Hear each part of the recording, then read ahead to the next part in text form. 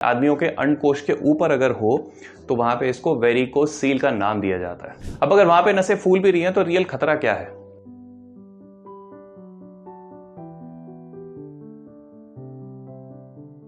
Hello friends, मेरा नाम है doctor Amit Bansal. I am a senior consultant urologist, andrologist and a reconstructive urologist. आज हम बात करेंगे वेरिकोस सील के बारे में। इससे जुड़ी ढेर सारी मिथ्स यानी अफवाहें, गलत मान्यताएं, कब इसका ट्रीटमेंट कराना चाहिए, ये कितना कॉमन है, क्या ट्रीटमेंट ऑप्शंस हैं और हर एक के अपने फ़ायदे और नुकसान। तो आइए शुरू करते हैं। जैसे आपने देखा होगा, कुछ लोगों के हाथों में और पैरों में नसें फूली हुई होती हैं। वो ज़्यादा दिक्कत नहीं देती हैं, लेकिन वही नसों का गुच्छा अगर एबनॉर्मल हो जाता है, खासकर पैरों में, तो उसको वेरिकोस वेन्स कहते हैं। अब सोचिए, अगर ऐसी ही चीज़ कुछ आपकी टेस्टिकल्स यानी आदमियों के अंडकोश के ऊपर अगर हो तो वहाँ पे इसको वेरिकोस सील का नाम दिया जाता है। अब अगर वहाँ पे नसें फूल भी रही हैं तो रियल खतरा क्या है? देखो, टेस्टिकल्स को जो है नॉर्मल आपके कोर बॉडी टेम्परेचर से 2 डिग्री सेल्सियस टेम्परेचर कम चाहिए होता है, जिससे कि स्पर्म हेल्थ अच्छी रहे। वहाँ पे अगर ये नसें फूली हुई होती हैं तो वहाँ उनमें ब्लड रुकता है। ब्लड रुकने की वजह से टेम्परेचर ऊपर जाता है, जिसकी वजह से स्पर्म्स को डैमेज हो सकता है। नंबर 1। नंबर 2, अगर इन वेन्स का साइज बहुत ज़्यादा बड़ा हो गया है तो उस वजन की वजह से भी उधर पेन शुरू हो सकता है। नंबर 3, जो लोग ये कहते हैं कि इसकी वजह से टेस्टोस्टेरॉन लेवल यानी आदमी का वो हार्मोन जो कि एक्चुअली आदमी को आदमी बनाता है, उस पर कोई फर्क नहीं आता, उन बेवकूफ़ों की नॉलेज के लिए ये एक मैसेज कि अगर आपके वेरिकोस सील बहुत ज़्यादा बड़े हैं तो जो उसमें ब्लड रुकता है वो एक टॉक्सिक ब्लड है, जिसमें बहुत सारे वेस्ट मेटाबोलाइट्स होते हैं। वो जितना ज़्यादा टेस्टिकल के पास रुकता है तो वो साथ ही लंबे समय में उन सेल्स को भी डैमेज करता है, जिससे टेस्टोस्टेरॉन लेवल एक्चुअली आदमी का कम हो सकता है और इसका डायरेक्ट और इनडायरेक्ट असर आ सकता है आदमी की सेक्स करने की कैपेबिलिटी पे, इरेक्शन पे और उसके डिजायर टू हैव सेक्स यानी कि लिबिडो पे। क्या वेरिकोस सील होने का मतलब यह है कि हमें हमेशा इलाज कराना चाहिए? नहीं। इससे पहले यह समझना जरूरी है कि वेरिकोस सील होता क्यों है। देखो, मेडिकल साइंस में अभी तक एक 100% जवाब नहीं है कि वेरिकोस सील क्यों होता है। 2 या 3 कारण जिसकी वजह से वेरिकोस सील यस डेफिनेटली देखा जाता है, वो है यूजुअली पेट के अंदर होने वाले कुछ ऐसे कैंसर जिनकी वजह से वो वेरिकोस सील की नस पेट के अंदर दब जाती है, जिससे खून वापस गोलियों से पेट के अंदर नहीं जा पाता। लेकिन ये होना अपने आप में बहुत बहुत बहुत रेयर है। जो ज़्यादा कॉमनली हम देखते हैं वो ये होता है कि वेन के अंदर जो वाल्व्स होते हैं वो किसी ना किसी कारण से डैमेज हो जाते हैं। अब ये कहना कि ये जो है आपके ज़्यादा वज़न की वजह से होता है या हैवी वेट लिफ्टिंग की वजह से होता है, ये सरासर बकवास है। कुछ वीडियोस होती हैं जो कहते हैं कि अगर आपका वज़न बहुत ज़्यादा है, आपका पोस्चर बहुत ज़्यादा ख़राब है, आपकी पेल्विस की मसल्स बहुत ज़्यादा वीक हैं, आपको मोटापा काफ़ी है, उसकी वजह से वेरिकोस सील हो रहा है। उन्हीं वीडियोज़ को अगर आप आगे देखोगे तो वो ये भी कहेंगे कि अगर आप एक्सरसाइज कर रहे हो, वेट लिफ्टिंग कर रहे हो, तो उसकी वजह से भी वेरिकोस सील हो रहा है। ये तो वही बात होगी कि चित भी मेरी पद भी मेरी। तो इसको जो है सारा का सारा इल्जाम मरीज पे लगा देना कि जी आपकी गलती है, आपके लाइफस्टाइल की वजह से वेरिकोस सील हुआ है, ये बिल्कुल गलत है। इसका मतलब तो सारे के सारे मोटे लोगों को, सारे के सारे किसानों को, मजदूरों को, जिम जाने वालों को, आर्मी वालों को, सबको वेरिकोस सील होना चाहिए। कितना आपने ऐसा सुना है कि वेरिकोस सील इतना ज्यादा कॉमन हो? नहीं होता है। वेरिकोस सील अगर प्रेजेंट है तो क्या कोई इलाज कराने की जरूरत है? नहीं, बिल्कुल नहीं। 16 से 20% लोगों को, आदमियों को, जो हेल्दी लोग हैं, जिनको वेरिकोस सील की वजह से कोई प्रॉब्लम नहीं है, इनफैक्ट उनको पता भी नहीं है कि उनको वेरिकोस सील है, ऐसे लोगों को कोई प्रॉब्लम नहीं होती है। तो सिर्फ अगर आपको एक वेरिकोस सील प्रेजेंट है, ये कोई इंडिकेशन नहीं बनती कि आपका जो है आपको कोई भी ट्रीटमेंट की जरूरत है। तो फिर वेरिकोस सील का ट्रीटमेंट कराएं कब?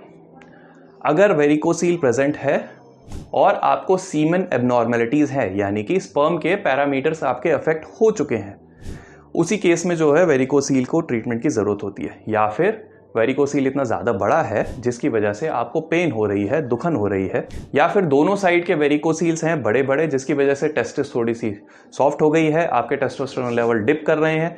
सिर्फ ऐसे केसेस होते हैं जिसमें कि वेरिकोस सील को ट्रीटमेंट की ज़रूरत होती है। कुछ लोगों में वेरिकोस सील सिर्फ ऐसे ही प्रेजेंट होता है, उससे कोई दिक्कत नहीं होती। ये बिल्कुल ऋतिक रोशन की छठी उंगली की तरह है, उसको छठी उंगली से कोई दिक्कत नहीं है, तो उसको कोई इलाज की भी ज़रूरत नहीं है। अब जो लोग ये कहते हैं कि नहीं जी वेरिकोस सील प्रेजेंट है लेकिन मैं सीमन एनालिसिस नहीं कराता पेशेंट का क्योंकि वो वेस्टेज ऑफ मनी है, देखो इससे ज़्यादा जो है बकवास बात कोई हो ही नहीं सकती। जब वेरिकोसील इतना ज़्यादा कॉमन है, इतना कॉमनली प्रेजेंट होता है, तो पहले आप भैया चेक तो कर लो कि उसकी वजह से पेशेंट को कोई तकलीफ हो भी रही है कि नहीं हो रही। सिर्फ वेरिकोसील प्रेजेंट है जी, हम तो जाके जी प्रोसीजर करेंगे और मरीज को जो है राहत देंगे। किस चीज़ की राहत दोगे? मैं तो कहता हूँ कि पहले ही पेशेंट को कोई दिक्कत नहीं थी, आपने क्यों किया प्रोसीजर उसका? तो इसलिए सीमेन एनालिसिस पहले होना मैंडेटरी है, चाहे आपकी शादी हुई है या आपकी शादी नहीं हुई है। हाँ, अगर आपकी शादी हो चुकी है, आपकी फैमिली कंप्लीट है और वेरिकोसील की वजह से आपको पेन या ऐसी कोई दिक्कत नहीं है, तो फिर बिल्कुल मैटर नहीं करता कि आप जो है वेरिकोसील का इलाज कराओ। उस केस में हम लोग पेशेंट को बोलते हैं कि वेरिकोसील का इलाज करा के आपको कोई फायदा नहीं है, क्योंकि स्पर्म्स की जरूरत आपको और ज्यादा है ही क्या, आपके बच्चे तो हो चुके हैं ऑलरेडी पहले। तो ये बड़ी गिनी चुनी इंडिकेशंस हैं जिनके लिए वेरिकोसील का ऑपरेशन किया जाता है। मैं एक एंड्रोलॉजिस्ट हूँ, मैं डेली कम से कम 5 से 6 पेशेंट ऐसे देखता हूँ जिनको वेरिकोसील होता है। मेरे अपने एक्सपीरियंस में जो है 80 to 90% पेशेंट्स ऐसे हैं जिनमें वेरिकोसील होने के बावजूद मैं उनको कह देता हूँ कि आपको ट्रीटमेंट की कोई ज़रूरत नहीं है, एक्सरसाइज वगैरह सब चीज़ें छोड़ो, आपको ट्रीटमेंट की ही ज़रूरत नहीं है। आजकल लोग थोड़े से चिंताजनक होते हैं या कुछ लोग उनको डरा देते हैं, तो वो जाके फटाफट अपना अल्ट्रासाउंड करा लेते हैं। आप रेडियोलॉजी सेंटर पे जाते हो तो वहाँ पे कभी कभार जो है छोटा एक कोई ग्रेड 1 ग्रेड 2 इस टाइप से वेरिकोसील निकल आता है। पेशेंट की टेंशन बढ़ जाती है कि यार अब मैं इसका क्या करूँ। तो ये जो डर का माहौल है उसको खत्म करने के लिए मैंने ये वीडियो बनाई है कि आपको डरने की ज़रूरत नहीं है। मोस्ट लाइकली अगर आपको वेरिकोसील है तो ज़्यादा चांसेस है कि एक्चुअली आपको उसके कोई ट्रीटमेंट की कोई ज़रूरत नहीं है। अब जब हम ट्रीटमेंट की बात कर ही रहे हैं तो हम ये भी जान लेते हैं कि कौन सा ट्रीटमेंट वेरिकोसील के लिए ठीक होता है। अगर आपको वेरिकोसील है तो उसके लिए सिर्फ एक ही गोल्ड स्टैंडर्ड ट्रीटमेंट है, that is microscopic surgery for varicocele. Microscopic surgery एक अकेला ऐसा प्रोसीजर है जहां पे कि सारे टेक्स्ट बुक्स में सब जगह डॉक्यूमेंटेड है कि रिकरेंस यानी कि वेरिकोसील दोबारा होने के चांसेस 1% से भी कम होते हैं।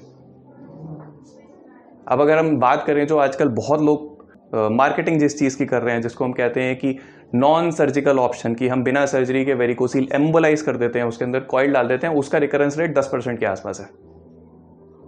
क्योंकि उन लोगों को एक सिंपल फंडामेंटल चीज़ ये नहीं समझ आती कि आप जो है उस गुच्छे में से एक कॉमन नस जो कि रीनल वेन में जाकर के जुड़ रही है, आप सिर्फ उसको एम्बोलाइज करने की कोशिश कर रहे हो। लेकिन वेरिकोसील में एक्चुअली कंट्रीब्यूशन बहुत सारी अलग अलग नसेस से भी आता है, ऑल्टरनेटिव चैनल्स होते हैं जो कि एम्बोलाइजेशन से टैकल नहीं किए जा सकते। माइक्रोस्कोपिक सर्जरी के देखते 10 गुना ज़्यादा रिकरेंस रेट है। यानी कि अगर मैंने 100 पेशेंट्स की माइक्रोस्कोपिक सर्जरी अगर करी है तो उसमें से 1% या उससे भी कम चांसेस है कि किसी एक मरीज को जो है दोबारा वेरिकोसील हो सकता है। लेकिन वहीं पे अगर 100 पेशेंट्स ऐसे हैं जिनको की एम्बोलाइजेशन हुई है तो करीब करीब 10 पेशेंट्स ऐसे हैं जो कि थोड़े टाइम बाद फिर से वेरिकोसील लेकर के आएंगे। इसके अलावा जो लोग कहते हैं कि एक्सरसाइज से वेरिकोसील ठीक हो जाता है, या वो कहते हैं कि किसी तरीके के आसन से ठीक हो जाता है, तो बेहतर है कि ये ऐसे एक्सरसाइज और ऐसे आसन वो खुद लोग करें, क्योंकि वेरिकोसील एक ऐसी बीमारी है जिसका कि एक्सरसाइज से कोई कोरिलेशन देखा नहीं गया है। ना ही ये एक्सरसाइज से ज़्यादा होता है और ना ही ये एक्सरसाइज से ठीक होता है। क्योंकि वही लोग होते हैं अपनी वीडियोज़ में पहले कहेंगे कि जी आपने एक्सरसाइज करी, आपने वेट लिफ्टिंग करी, इसकी वजह से जो है आपको वेरिकोसील बन गया। आगे अपनी वीडियो में एक और एक्सरसाइज सिखा देते हैं कि चलो इस एक्सरसाइज से ये ठीक हो जाएगा वेरिकोसील। ये सब मार्केटिंग गिमिक है, ये सब लोगों को गुमराह करने की जो है एक एफर्ट है, और लोग ऐसे मिसगाइड हो जाते हैं।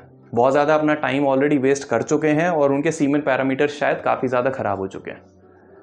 सामने से एक सवाल बड़ा लॉजिकल आएगा और आई वेलकम दैट क्वेश्चन कि सर सर्जरी अगर हम लोग करा लेते हैं तो क्या गारंटी है कि वेरिकोसील की वजह से जो हमारे सीमेन पैरामीटर्स ठीक हुए हैं, खराब हुए हैं, वो ठीक हो जाएंगे? नहीं, 100% केसेस में सर्जरी के बाद भी जो है रिकवरी नहीं होती है, या रिकवरी अप टू मार्क नहीं होती। काफ़ी ज़्यादा इसमें रोल होता है कि ऑलरेडी आपका वेरिकोसील ट्रीटमेंट शुरू होने से पहले ऑलरेडी स्पर्म्स में कितनी ज़्यादा डैमेज हो चुकी है। अगर डैमेज ऑलरेडी बहुत एक्सट्रीम लेवल्स पे हो चुकी है तो उसमें यूजुअली आप सोचो कि आपकी जो है रिकवरी बिल्कुल ऐसी होगी कि 3 महीने, 6 महीने, 9 महीने में सीमेन एनालिसिस नॉर्मल हो जाएगा। नहीं, ऐसा नहीं होता है। इसीलिए हम लोग कहते हैं कि अगर आपको वेरिकोसील है और सीमेन में थोड़ी भी एबनॉर्मेलिटी आती है जो कि एटलीस्ट एक रिपीट सीमेन एनालिसिस पे आपको दिख रही है, या स्टार्टिंग से ही आपको दिख रही है कि हाँ काफ़ी ग्रॉस एबनॉर्मेलिटी है, तो उस केस में you should go for treatment, बजाय इसके कि हम जो है 3 महीने, 6 महीने, 9 महीने बात कराएंगे। क्योंकि पैरामीटर जितने ज़्यादा खराब होंगे, आपके रिकवरी के chances after surgery with respect to the quality of the sperms वो काफ़ी ज़्यादा कम हो जाते हैं।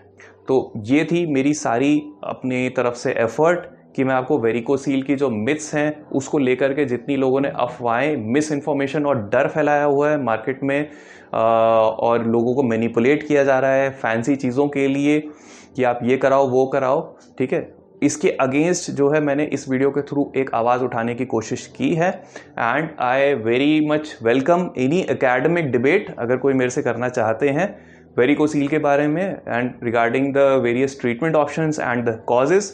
अदर देन दैट अगर कोई भी ऐसे इंसान हैं जिनको वेरिकोसील की प्रॉब्लम है, वो परेशान हैं, तो अगर इस वीडियो को पूरा देखने के बाद भी अगर आपको ऐसा लगता है कि कोई आपके सवाल ऐसे हैं जो कि आंसर नहीं हुए हैं, तो आप कमेंट बॉक्स में अपना सवाल छोड़ सकते हो। I take out time and my team will answer that question. Thank you.